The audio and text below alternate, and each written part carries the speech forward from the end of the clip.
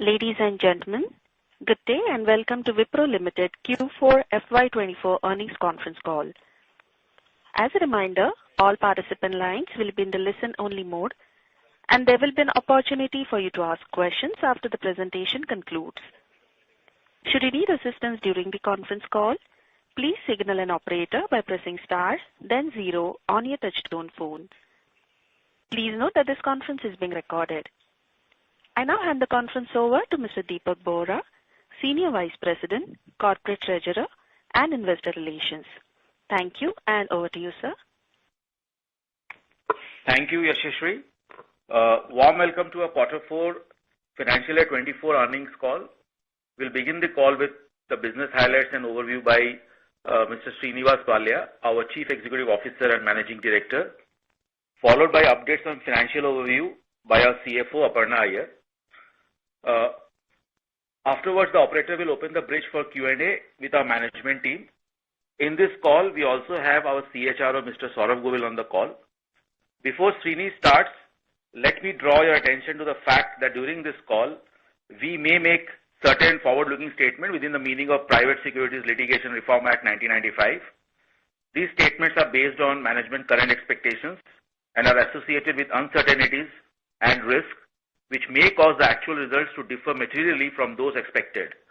The uncertainties and risk factors are explained in our detailed filing with the SEC. Wipro does not undertake any obligation to update the forward-looking statements to reflect events and circumstances after the date of filing. The conference call will be archived and a transcript will be available on our website. With that, I would like to hand over the call to Srini. Thank you. Thank you, Deepak. Thank you, Deepak. Good evening and good morning, everyone. Thank you for being here today. I'm honored to be here as the CEO of this remarkable organization.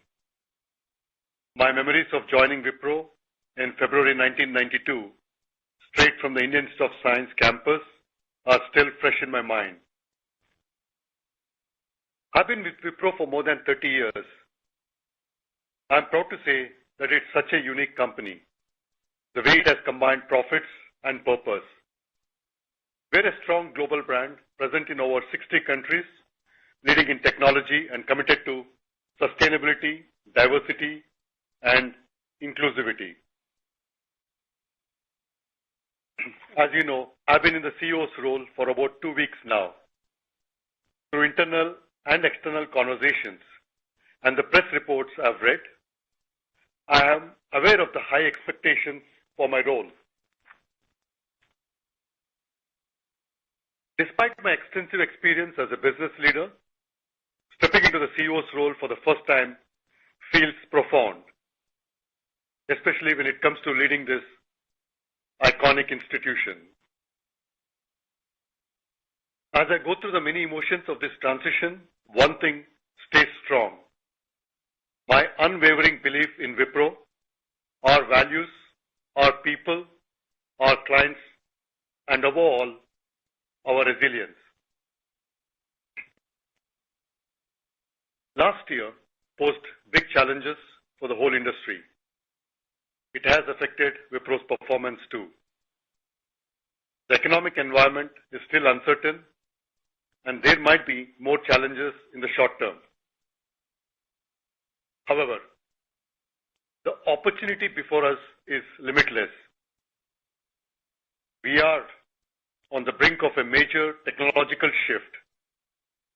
Every client I talk to, across all industries, is eager to leverage AI to shape the future of their business.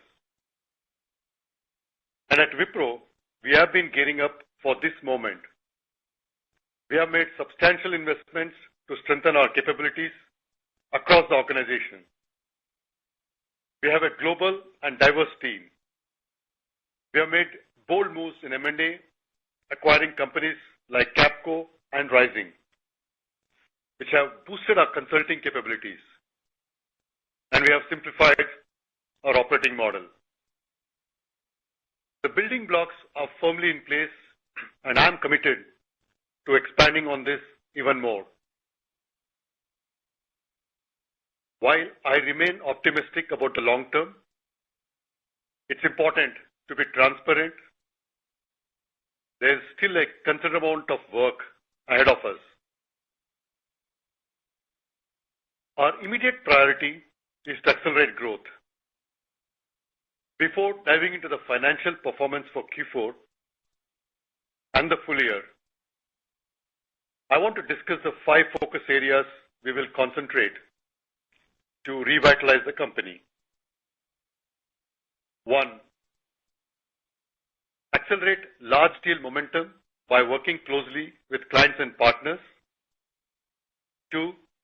Strengthen relationships with large clients and partners and further invest in accounts that have the potential to grow into large accounts. 3. Focus on industry-specific offerings and business solutions led by consulting and infused with AI. 4. We will continue to build talent at scale, which is now AI ready and able to deliver industry-specific business solutions. And finally, continue to simplify our operating model and focus on execution rigor with speed. As you see, the core tenets of our strategy remain unchanged. What's important is how we build on these 5 priorities and adapt as necessary to accommodate technological shifts and market conditions. My years of experience in the markets have taught me that integrating strategy with rigorous execution yields tangible results. And that's where our focus will remain this year.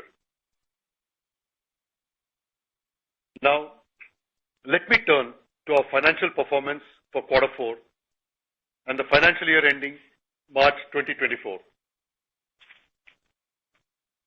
In Q4, our IT services revenue grew sequentially by 0.1% in reported currency.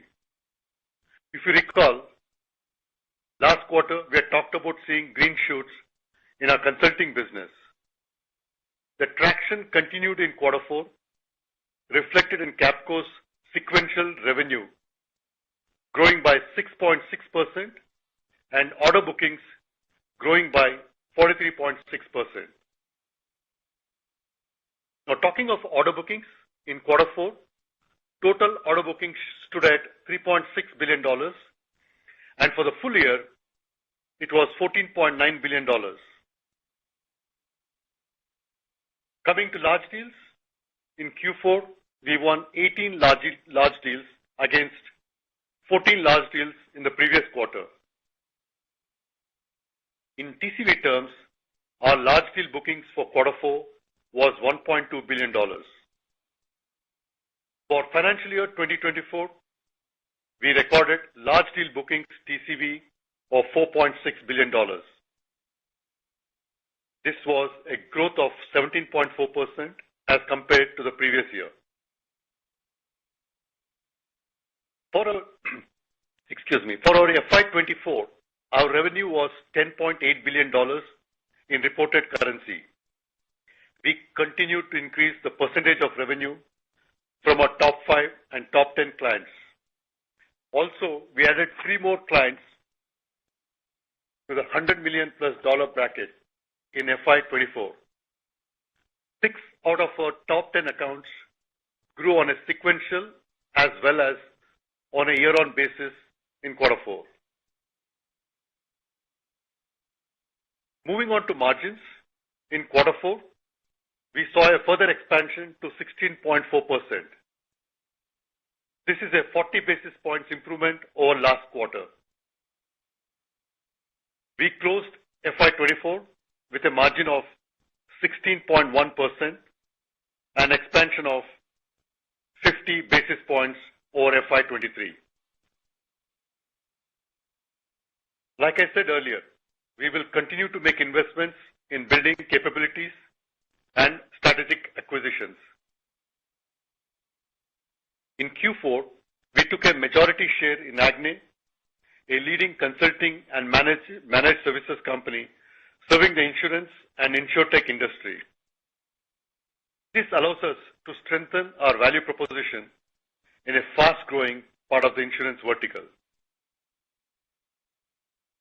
Expanding on our substantial investments in AI, in Q4, we launched the Wipro Enterprise Artificial Intelligence Ready platform with IBM. It's a new service that will allow clients to create enterprise-level, fully integrated and customized AI environments. Let me share one example of a win in Q4 that came from an AI-powered solution tailored to our consumer business. A leading global apparel brand chose Wipro as its strategic partner to implement GenAI solutions for driving their digital transformation. This actually involves implementing large language models to improve search, recommendation engines, and enable hyper-personalization at scale, all done responsibly.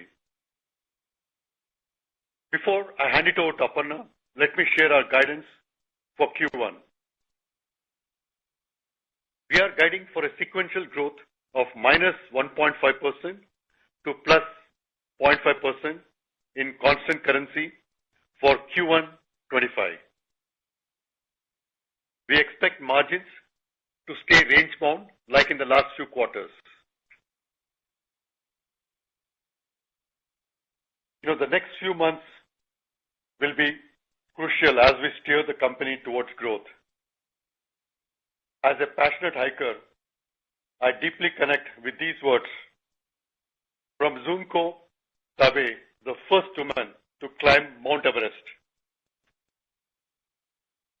She said, even if it's hard, you can reach the peak if you climb step by step. Of course, I seek the trust and continued support of all of you, our clients, our associates, partners, and media as we move forward. Thank you.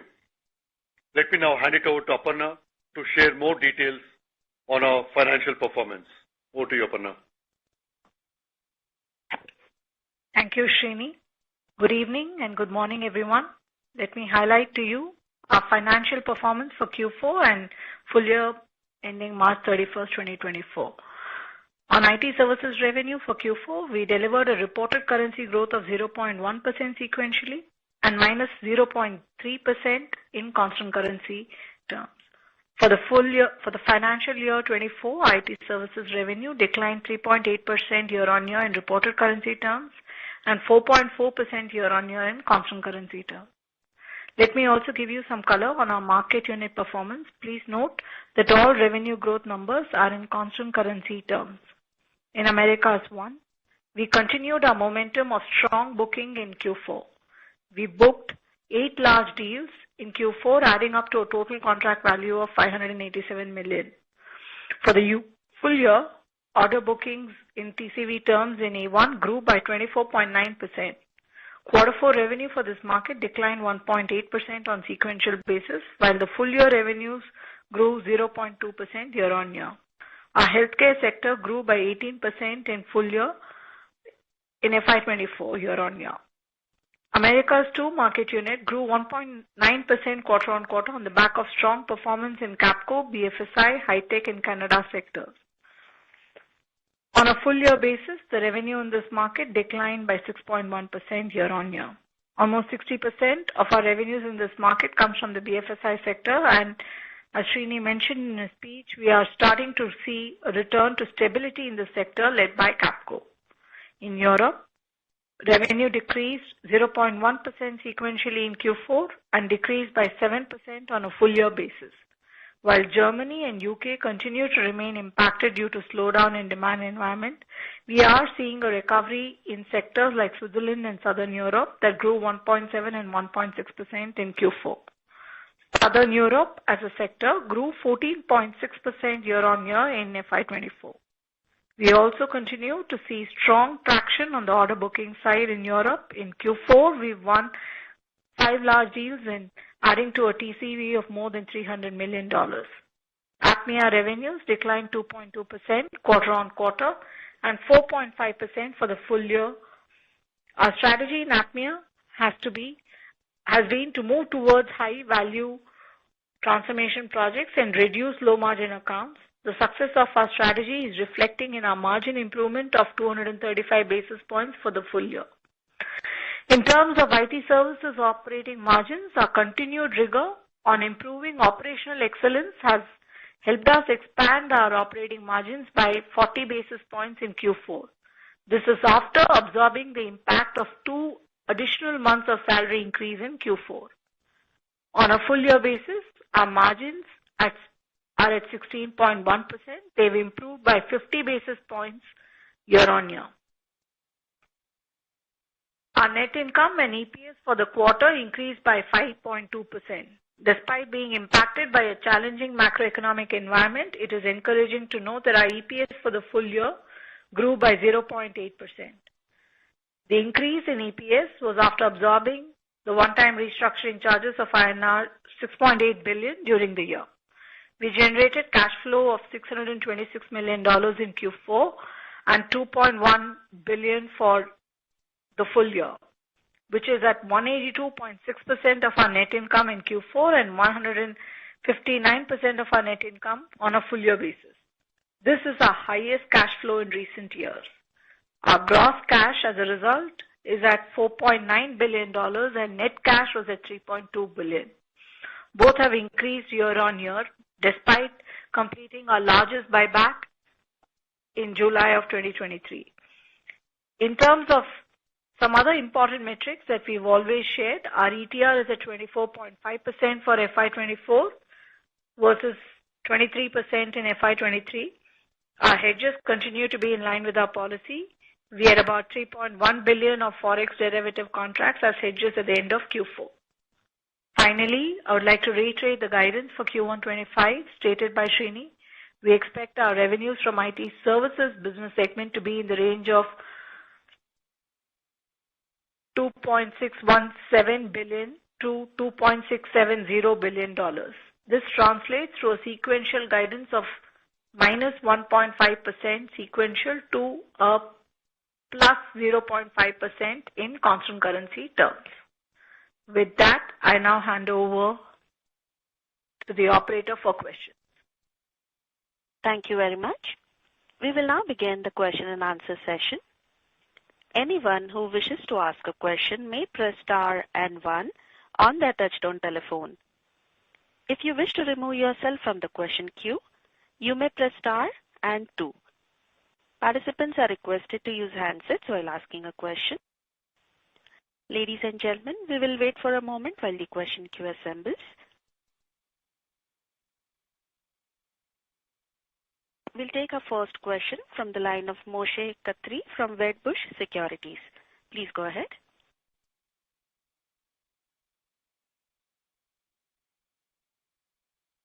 Mr. Moshe Katri, your line is unmuted. Can you go ahead with your question, please? Hey, sorry about that. Srini, congratulations on your role.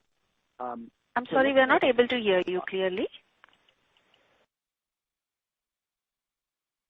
Can you hear me now? Is that better? Yes, please go ahead. Perfect. Srini, congrats on your role here.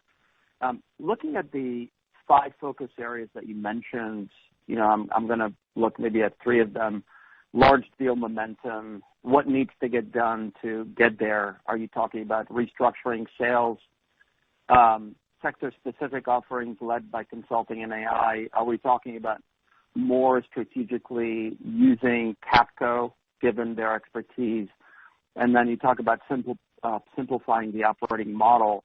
Are we planning a restructuring in terms of the various segments of the business? Thank you, Moshe. Appreciate your question. Let me answer in terms of the structure and operating model. I said we will continue to simplify our operating model, but the focus actually will be more on the execution rigor and with speed. That was the key message, Moshe. Now, coming to the large deals, we want to create this large deal momentum. And one of the things that we want to do is be more proactive with our clients and with our partners. And the second part of, I think, question that you said is, we want to go very specific with the specific business solutions, both on the cost transformation side and also on the business transformation side, which is a lot more industry focused with consulting led and AI infused. I think that's how we want to differentiate our large deals going in forward. Okay, and then final question here. Can you talk a bit about how you're planning to use Capco? I think you have a very unique asset that Wipro has not leveraged efficiently enough in the past since the transaction. So what's going to be different here under your leadership at Wipro with Capco down the road? Thanks a lot. Thank you. Consulting for us is going to be a strategic advantage, and Capco plays a significant role here, as you said, Moshe. Now, there are a couple of things that we want to do with Capco. Capco, for us, in the context of BFSI, is going to be tip of the spear for us. So what we want to look at is an end-to-end from a consulting-led to execution. The entire story is what we want to take to our clients, and we are getting a lot of good traction as we speak. There are places where the clients find it very interesting that is a consulting company can actually execute and manage the end-to-end process areas for them. So we will continue to collaborate much stronger in front of the clients, both leveraging Capco's capabilities, and it is going to be a very strategic advantage for us. Thank you. Best of luck. Thank you. Thank you. We have our next question from the line of Abhishek Kumar from JM Financial. Please go ahead. Yeah, hi. Thanks for taking my question. Srini, congratulations on your elevation. My first question is on Capco growth. You mentioned you saw both sequential growth and strong booking. I'm just trying to reconcile this with the comments that we hear that discretionary spend, especially in BFSI, remains sluggish. So, what explains strength in Capco? Maybe if we can highlight certain areas where Capco is winning deals. That's my first question. So your observation right, Abhishek. In the last 2 consecutive quarters, we have had a sequential growth both in order book and revenues. I think what we are seeing is in the BFS sectors, these are green shoots. We have seen some of the discretionary spend coming to us in the context of consulting. The second part is also wherever we are leading in with the Capco as a tip of the spear for us, we are getting that advantage around the deals that we are working on, and there's a lot of synergy deals that we are working together going forward. So that's an advantage that we want to leverage, and that's a differentiation we want to do going forward. Okay, maybe a quick follow-up on this. Then, given the strength here and BFSI stabilizing, we're just wondering why this is not translating into slightly better guidance for next year. At midpoint, we still see decline, sequentially. So what explains, a slightly weaker guidance for Q1? So, hi Abhishek. Just wanted to share with you that the overall demand environment, we don't see a material change. I think it's very similar to how we saw it at the beginning of this calendar year. So the macroeconomic environment and the challenges around slower discretionary spend remains. What we've shared is that we are seeing green shoots in Capco, in the set of the portfolio of clients that Capco works with. We are beginning to see some kind of stabilization. And the growth that Capco has shown in Q4 is very encouraging. As far as Q1 is concerned, they are continuing to have stability. Now, this is coming in after a few very rough quarters for Capco. So you should read it in that context, Abhishek. Okay. Overall guidance visibility, of course, the green shoots of healthcare and Capco are part of it, but also the overall macroeconomic environment and the softness is also very much a part of it. So this is what we have guided based on what is visible to us now. And that's it. So maybe one quick last question. I just noticed a sharp uptick, in the top client revenue this quarter. Anything to read into this? Is it one-off? What explains such a sharp increase in top client revenue? Thank you. Abhishek, you would recall sometime in Q2, I think we had shared that in a couple of our large accounts, we had won bookings that aggregated to about $500 million each, right? Now, one of those clients has actually gone ahead and become our top client. So we're very pleased to share with you that our top client is now a different one that what we've had for several years. And we're very happy with the progress that we've made, and that's what we would like to share. So that's why you're seeing the momentum. Abhishek, just to add a few more color to that, our large deal pipeline continues to be strong, and it does consist of mega deals as well. We are also well positioned to sustain and further improve our large deal and mega deal wins going forward. Sure. That's very helpful. Thank you and good luck. Thank you. Thank you. Thank you. We have our next question from the line of Ravi Menon from Macquarie. Please go ahead. Hi, thank you. Srini, congratulations on the new role. Wishing you the best. I guess the first question is on the top 10. You've seen not just the top client, but even the top 2 to 5, there has been growth. Your BFSI has actually seen pretty strong growth as well. I look at it, healthcare also seems to be doing well. So what the ones that are actually not doing well seem to be relatively smaller segments like communications or high tech. Could you give us some color on whether the weakness in these segments is the reason why you're still looking at muted growth outlook for next quarter? And should we expect that in your biggest verticals you're actually seeing growth? Thanks, Ravi. Maybe I will ask Aparna, to give some color to that. Yeah. So Ravi, yes, this quarter for us in terms of BFSI, we've seen a quarter-on-quarter sequential growth after, at least 4 quarters of being very soft. Healthcare has continued to do well, and we will continue to see the momentum build on. We are very happy with both our positioning, offerings, and the kind of growth that we are seeing in that sector. E&U and manufacturing, we do believe that has been soft for Wipro, and there is some muscle to be built. We have a good pipeline. We have interesting deals in the fray, and we'll see how they convert.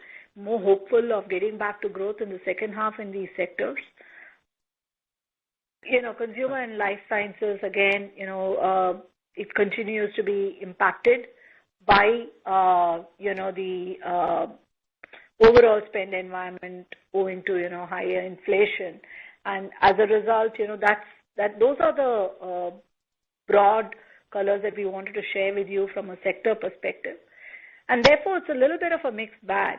So yes, we are seeing green shoots, and, we're seeing early signs of stability because now we've had 2 quarters where we've consistently seen not just consulting, but other parts of BFSI coming around, but very early to say whether this is deterministically shifting, right? So we continue to remain cautious in that space. We've shared with you an outlook that basically has components of everything that I've just taken you through. Thank you, Aparna. And, the utilization number at 84.8%, this exclude, all the acquisitions, right? So how should we think about where, say, for example, Capco's utilization might be? Should that be a margin lever if the BFSI demand comes back?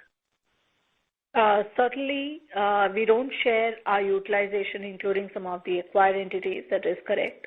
Overall utilization, even outside of the acquired entities, has been, we've seen a very remarkable progress that we've made over the last 4 to 5 quarters in that lever. We are very happy with where we are, and we hope to sustain it even as the demand comes back. And maybe we will have to invest for growth at some point in time, but for now we will try and hold to that utilization. In Capco, certainly that is a lever, and we've got an incredible asset. Like Srini said, we have to drive more synergy wins and basically press on the revenue acceleration in Capco, and that should do a lot of good to the margins as well. Thanks so much, and best of luck. Thank you. We have our next question from the line of Kawaljeet Saluja from Kotak. Please go ahead. Yeah, hi, thank you. Hey, Srini, many congratulations on your elevation to the CEO role. I have 3 questions for you, Srini. The first one is the fact that you have been with the organization for more than 3 decades, and you have been quite a remarkable performer. However, you cannot say the same thing for Wipro organization as a whole. So what is in your view, or what is your assessment for the reasons for Wipro's challenges and aspects of Wipro's business that require a fix? Thanks, Kanwaljit. I think thanks for the compliment as well. Having been here for 3 decades, all I can say is that if we continue to focus on those five key priority areas that I called out just now, and definitely execute that right with the speed and the rigor that we need to bring in, I think we can make a difference. So to me, strategy with a combination of execution is what can give us the outcomes that we are looking for. The second part, Kanwaljit, in the recent past, as a Wipro as an organization, we have high exposure to discretionary spending, and hence, we have sometimes the softness on BFSI during those periods, and that could be another factor, that you would have seen us grow a little slower. Okay, so you basically think that there's nothing wrong, it's just those portfolio challenges, etc., those tactical challenges which are there, and just a simple focus on execution would do the trick. So Kanwaljit, if you look at it the way we are structured, we've got the 4 markets, right? And each of the markets are different. They have a different responses to the macro environment that we're looking at. So that's number one. Second is, if you look at Wipro as a company, right, in the last few years, we've gone through significant transformation. And for a transformation like this, sometimes, we have to make some adjustments across the organization, and this can lead to different views. I think from my perspective, my vantage point, right, my knowledge of our clients and our business, and of course the point that you made, having the lifelong connections across our company, should help us, move us into actions quickly, Kanwaljit. That's what I'm looking for. Okay, that's fair. The second question that I had, Srini, is that your organization has seen plenty of churn, senior executive churn. So what are the measures that you will put in place to reduce the churn levels? Sure, Kanwaljit. Maybe I'll ask Saurabh to respond to that. Kamal, I must tell you that for the last 2 weeks when Srini has taken over, and the general, euphoria among employees that somebody who started his career in the company has reached the very top. So I genuinely believe that if growth comes back, opportunities are there for people to grow. They're seeing people growing. Aparna is another example for us who started a career. People will be keen and to continue to see that this is the place for them to make their careers. So that's what they'll. Having said that, as Srini called out, that structures and strategy are not changing, but leadership will evolve. There's a living organization. There'll be some people who would, move one kind of stuff, but there's no major disruption in the way we want to work, organize ourselves. So I don't see that much of a challenge as we move forward.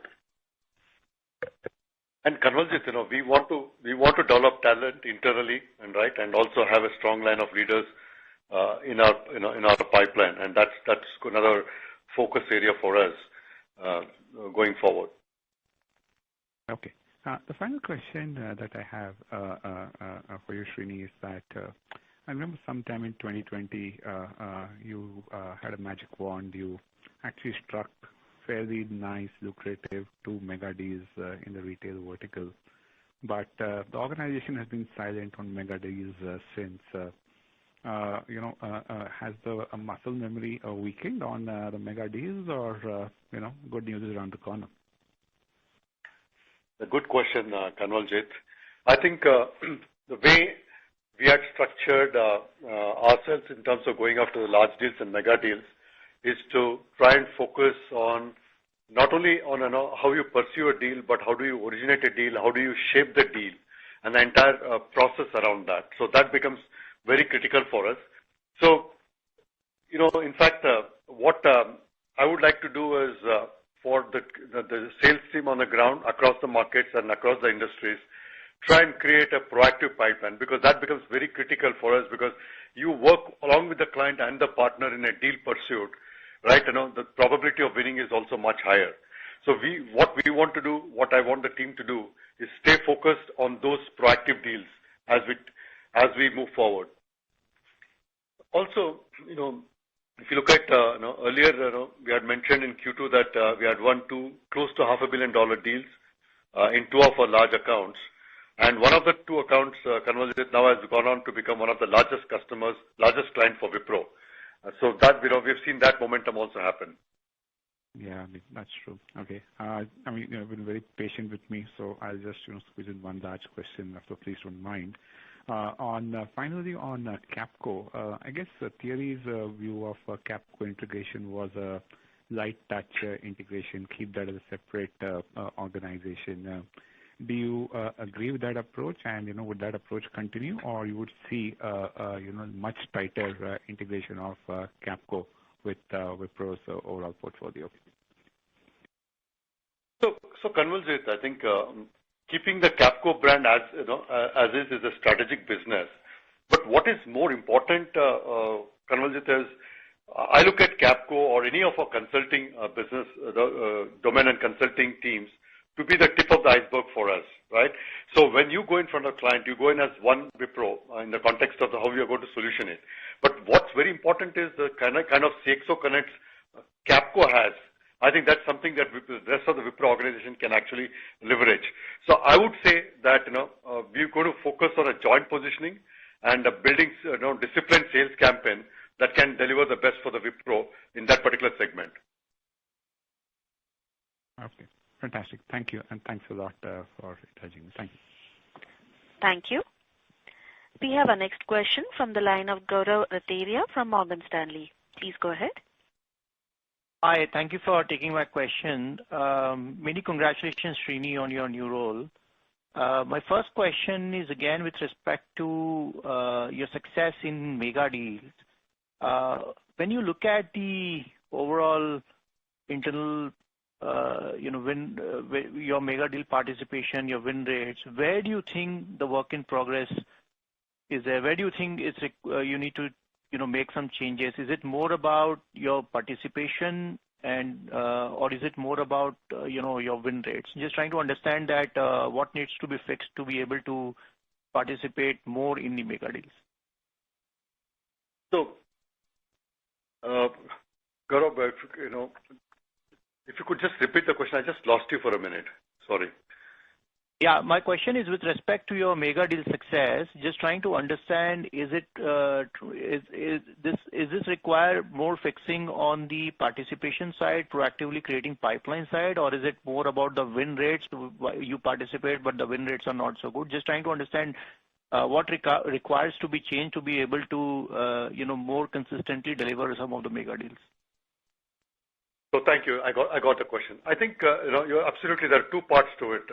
What is important for us is to be very proactive within the market, whether it's our clients, our partners, or the influencers, in actually sourcing these deals, and then kind of shaping the deals which are very specific to those industries. The way you solution it and the way the business objectives of the clients are met also becomes very critical. So it's both. It's a combination of both, which actually will lead us to a better win ratio going forward, Gaurav. And I've seen the experiences wherever we have worked very well with the clients and ahead of the curve. I think our probability of winning has gone up. What we want to do is become a lot more consistent, a lot more repetitive across our markets and across our industries. Got it. My second question is with respect to Capco. It'll be great to understand what kind of deals are coming in terms of nature of the work, and is it more broad-based across large number of clients? Is it more concentrated with a few clients?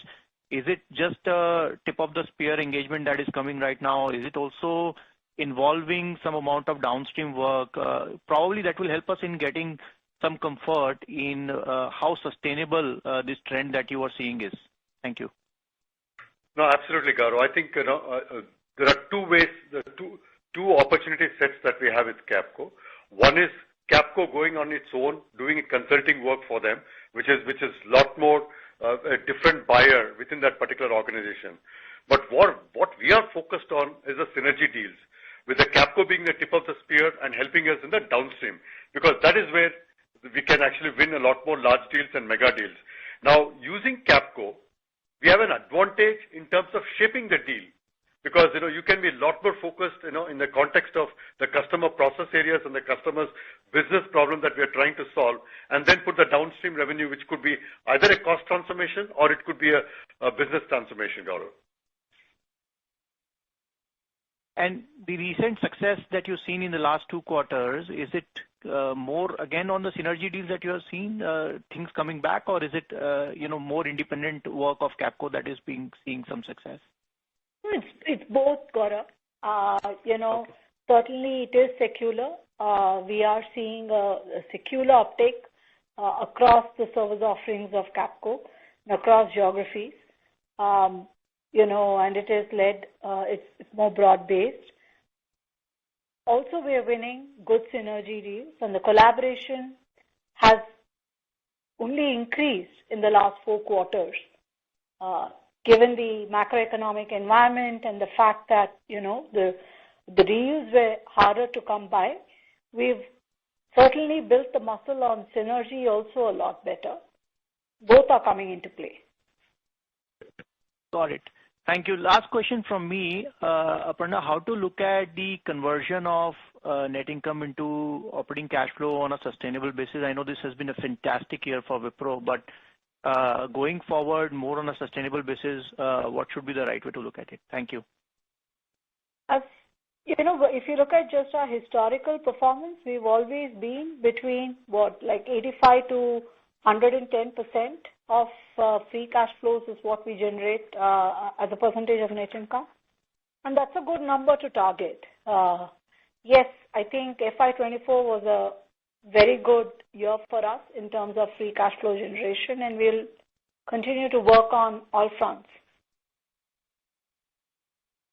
Thank you. All the best. Thank you. We have our next question from the line of Kumar Rakesh from BNP Paribas. Please go ahead. Hi, good evening. Thank you for taking my question.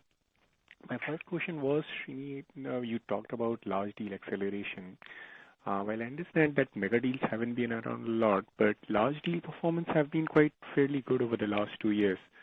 From what used to be about 600 million on an average 2 years back, now you have been consistently doing about 1.1 billion or quarterly large deals. But that has not been reflecting into stronger growth. So when you talk about that you plan to work on large deal acceleration, what does that mean and how should that translate into growth? So a couple of things. One is when I say large deal acceleration, Kumar, the idea here is that obviously you've got to have a lot more deals in the pipeline. So there, again, I feel my ask is that we have to be proactive on those large deals. What that means is, can you shape the deal even before the deal comes out, right?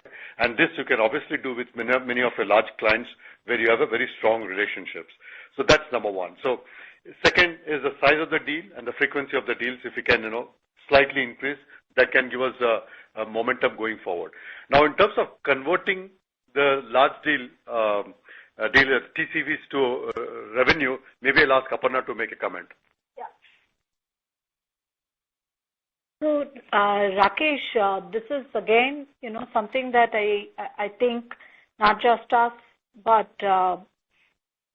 it's just the nature of the market that, the conversion is lower. It is because, while we continue to win these deals and replenish the bucket, there is a discretionary spend environment which is weighing on our revenue performance, right? So we are continuing to see ramp downs that are happening where existing projects finish but are not getting replenished at the same pace. So that is again weighing down in terms of the conversion from bookings to revenue. And I think that's the major aspect. Also, what has happened is, while the momentum is much stronger on the large deals and the larger deals, the smaller deals buoyancy has certainly, slowed down. And, at least in the last 4 quarters, we're seeing that. So those are 2 things that are weighing on the revenues. Thanks for that. My second question was around the number of clients less than 1 million. So for the last few quarters, we have been pruning our smaller accounts, smaller clients. But then in this quarter, on a sequential basis, it has increased. So is this one-off, or there's a change in strategy now, how we are looking at these smaller accounts? There's no change in strategy, Rakesh. I think we continue to, our strategy has only got more firm. We are looking for profitable growth, and we will continue to pivot ourselves in a few geographies where we are doing, we're not in high value transformative work that in new age opportunities that we want to be. We would like to pivot our service offerings. And in that context, we did take actions, especially in APMEA as a case in point. I spoke about it. So what you're seeing quarter on quarter, can we manage it? There will be volatility that will play out quarter on quarter. But I can assure you there's no fundamental shift in strategy. We will continue to focus on profitable growth and, mine deeper. So, Rakesh, just to add 2 more points to that. One is, I think it's not just the number of accounts, but the quality of the accounts we have, which is very important for us going forward. Second is, if you look at we have continued to add accounts in 100 to, 100 greater than $100 million bucket. In fact, we added 3 accounts in that particular bracket. So that's another one, we want to keep tracking and keep moving. Got it. That's very helpful, and all the best, Srini. Yes. Thank you. We have our next question from the line of Yogesh Agarwal from HSBC Securities and Capital Markets. Please go ahead. Yeah, hi. Thanks. Srini, first of all, congratulations on your promotion.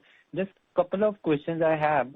Firstly, on the structure, a few years back under Thierry, Wipro moved to the geographic structure, which was a bit of a unique setup compared to other companies. So are you looking to go back to the vertical structure? Just any thoughts on that? And then I have a follow-up, please. Yeah, thanks, Yogesh. I think the 4 strategic market units that we have and the 4 GPLs structure that we have, it will continue. No plans to make any changes, Yogesh. Right. And the second thing, Srini, I mean, your headcount continues to decline. It's down like 10% and 87% utilization. So just sometimes get a feeling, are you guys even looking at any kind of an imminent pickup in growth? Because this is quite a bit of tightening, operational tightening happening. So Yogesh, Saurabh here, headcount has come down. It was driven by operational efficiency.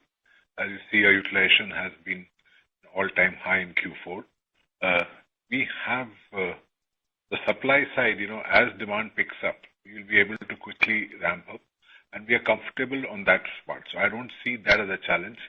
We just have learned, I think we as the industry, that all of us overhired at a point of time, just post-COVID. So we just want to be more cautious, more judicious, and, as we move forward. But as demand environment improves, we don't see a challenge. Great. Thank you so much. Thank you. The next question is from the line of Sudhir Guntupalli from Kotak Mahindra AMC. Please go ahead. Hi, Srini. Congrats and all the best on your new innings.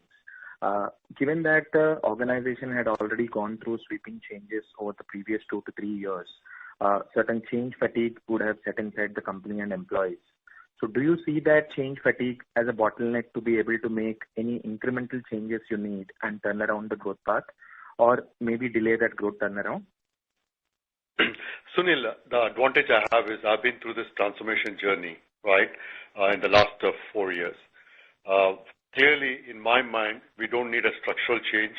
The 4 SMUs and the 4 GBLs is good to go. What we need is to change our strategic priorities, which meets the market dynamics, which meets the changing technology landscape. And what we need is bring in a lot more execution rigor in the markets and in the sectors and in specific accounts that we call both the large accounts of us and also the future large accounts. I think if we can execute to that, bringing in the best of our solutions with the consulting-led and AI-infused, I think we can differentiate and make a difference to our clients. Sure, Srini. Second question to Aparna on Capco. If the growth here is so strong, one would have anticipated that the company-level margin expansion to be slightly higher, given this is an on-site heavy and fixed cost heavy business. So should we assume that such an operating leverage will probably come with some amount of a lag? Yeah, so Sudhir, Capco, like I said, had also the benefit of a seasonally furlough quarter of Q3. So the bounce back of Q4, the growth rate that we are talking about also it was aided by that. Okay, there's the base effect to that. 2, yes, as the stability returns, we will see operating leverage. But for now, we are just waiting. This is not something, we've shared with you for 2 quarters. Given the interest in Capco's performance, we've shared it. We are also encouraged. We are watching. It's too early to say whether this is a very definitive, deterministic trend. We will watch for how they perform over the next few quarters, and certainly the operating leverage should play out with a lag. Understood, Aparna. Thank you so much and all the best. Thank you. The next question is from the line of Sandeep Shah from Equirus Securities. Please go ahead. Yeah, thanks. Thanks for the opportunity. And Srini, congratulations and all the best. My question is related to one of the questions asked by a previous participant. Most of your earlier colleagues in a CEO role has also highlighted and focused in terms of a rigor on execution. But somewhere that has not worked and improved the organic growth rates of Wipro consistently. So what, according to you, in your past 3 decades experience in Wipro, is going wrong in the execution rigor? Is it delivery? Is it sales? Is it client mining? Or is it hunting? And where you believe weakness is higher and how you plan to rectify that? Thanks, Sandeep. What I'm doing right now as we speak is, based on my own experiences over the period of years. Second, I'm looking at all the areas across the markets, what's working and what's not working, whether it's to do with large deals, whether it's to do with large accounts and account growth, whether to do with the solutions and approach to each of the sectors. So what I'm doing, Sandeep, is taking a stock of all that.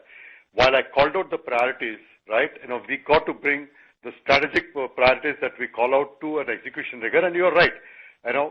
Once you have the right strategy, right set of accounts, right set of sectors that you really want to focus on, then you have to be staying there for time too, because some of these deals that we have won, it does take time. So what I want to do is have the staying power as well to continue to execute our strategy and not change it in midway. So that we have to bring in a lot more consistency and perseverance, if you will, to win those deals and grow those accounts. And if you want to define a performance KPI of your targets and strategy execution, what it could be and what could be the timeline for the same? So I don't think I have a timeline, Sandeep. This is my second week in my new job. Let me go back and see what's going on and what we need to do. But what I'm very clear is, what are the priorities that we want to execute, and I think that's where I'm going to stay focused on. Okay. And second, in terms of capital allocation, I think Wipro has done a fantastic job in terms of free cash flow generation. The outgoing CEO has been aggressive in terms of bold M&A, where capital allocation has been also fairly contributed towards the sizable M&As. Do you believe in that strategy? Because in the press conference, you also said Wipro will continue to remain bold on the M&A. So when you say bold on the M&A, is it bold in terms of acquiring capability, which may not be big in terms of size? Or you still believe we have a headroom and appetite to go for M&A similar to Capco as well as Rising? I think from an M&A standpoint, and I'll answer and then I'll let Srini weigh in. I think we will continue to remain focused. We will be selective in the M&A that we do. We will invest in areas of newer technologies. We will invest in areas that give us access to markets, access to clients. The strategy on M&A and where we will play and how selective we will remain. On the size of the M&A, it's too, we're not disclosing any one way. We've said that we prefer tuck-ins because in some sense it helps us stabilize in an environment like this. But we will remain flexible on that and we will see what works best for our strategy. On capital allocation, there's no change to policy, Sandeep. We are committed to returning cash of 45 to 55% of our net income over the cumulative 3-year period. If you want to add anything on M&A, Srini? I think you covered it. Thanks. Okay, thanks, Sandeep. Yeah, go ahead, Sandeep. Yeah. And the last question, Aparna, for you in terms of margins, I think we have done well in terms of a difficult environment. But if I look at utilization, if I look at offshore revenue mix, fixed price contribution, most of them has peaked out. So is it fair to assume now further considerable margin improvement is largely dependent on growth picking up? If it doesn't, then in that scenario, 16% flattish kind of an environment is sustained going forward. So what we've shared for now is that we are committed to remaining in a narrow band, a range bound between what we've delivered in the last few quarters, Sandeep. You're right that utilization has improved considerably. Our offshoring has gone up. All of that has resulted in our margins expansion. We are happy and pleased about that. We need to sustain that as we go along. There are enough and more levers for us to flex as we go forward. Rotation, internal fulfillment. There is a lot more that we can do on optimizing, perhaps, G&A. And especially given that, there are synergies to be driven as we integrate our acquired entities deeper, right? So some of those levers will play out for us. FPP productivity is a very big lever. We are all very focused on it and the potential of how we can, weave in AI. There is plenty of opportunity and there is plenty of levers for us to work on. Those are my comments, Sandeep. Okay. Thanks and all the best. Thank you. Ladies and gentlemen, that was the last question for today. I would now like to hand the conference back to Mr. Dipak Bohra for closing comments. Over to you, sir. Yeah, thank you, Ashishri. Thank you all for joining the call. In case we could not take any questions due to time constraint, please feel free to reach out to the investor relations team. Thank you so much again and have a nice evening. Thank you, members of the management team. On behalf of Wipro Limited, that concludes this conference. Thank you for joining us and you may now disconnect your line.